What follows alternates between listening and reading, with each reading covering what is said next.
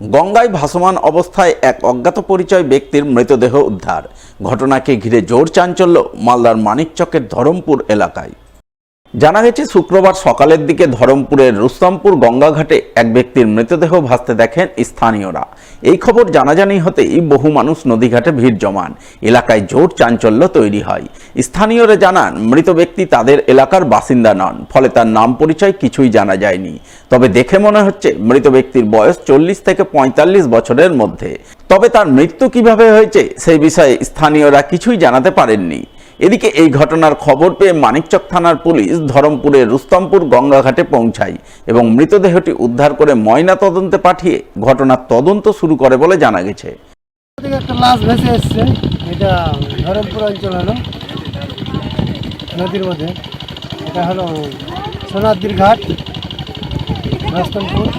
আমরা এক্ষুনি আসলাম, এক্ষুনি দেখলাম। আমার তো মনে হয় ছেলে আছে, পরনে গেঞ্জি আছে, জিন্স প্যান্ট আছে।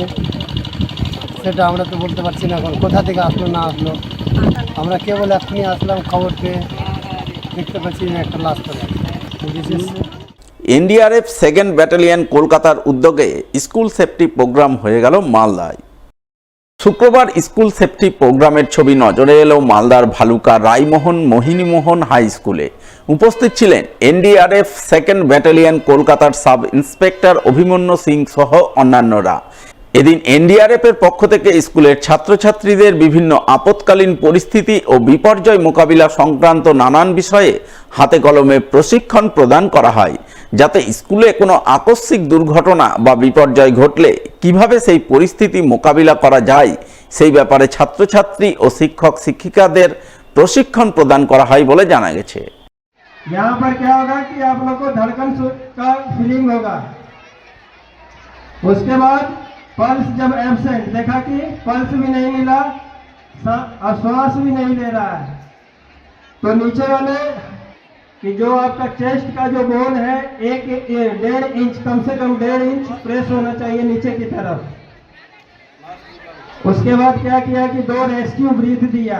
रेस्क्यू ब्रीथ का मतलब नहीं बोला था अपनी, तुम लोग का अपना लोकल भाषा में कि श्वास देना है, फूंक मारना है उसके मुंह में। इसके लिए जोरदार क्लैपिंग।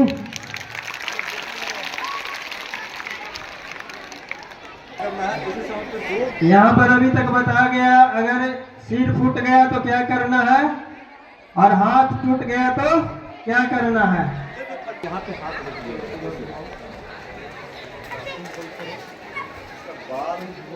एनडीआरएफ की तरफ, कोलकाता की तरफ से यहाँ पे आए थे, जो भालुका RMM विद्यापीठ स्कूल है, उसमें स्कूल सेफ्टी प्रोग्राम करने के लिए, जिसमें हम बच्चों को कैपेसिटी बिल्डिंग के तहत बहुत सारी चीज़ें कवर कर रहे हैं। टॉपिक जिसमें कि सेफ्टी, स्कूल सेफ्टी से रिलेटेड, जैसे कि स्किल डेवलपमेंट उनका हो सके और उनमें अवेयरनेस आ सके डिजास्टर के प्रति। और ऐसे समय पे हम टीचर्स को किस तरीके से टीम बना करके ऐसे समय पे किस तरीके से हम किन बच्चों की सहायता से हम इस डिजास्टर को के प्रभाव को मिटिगेट कर सकें, उसके लिए हम एक छोटा सा एक प्रोग्राम चलाए थे।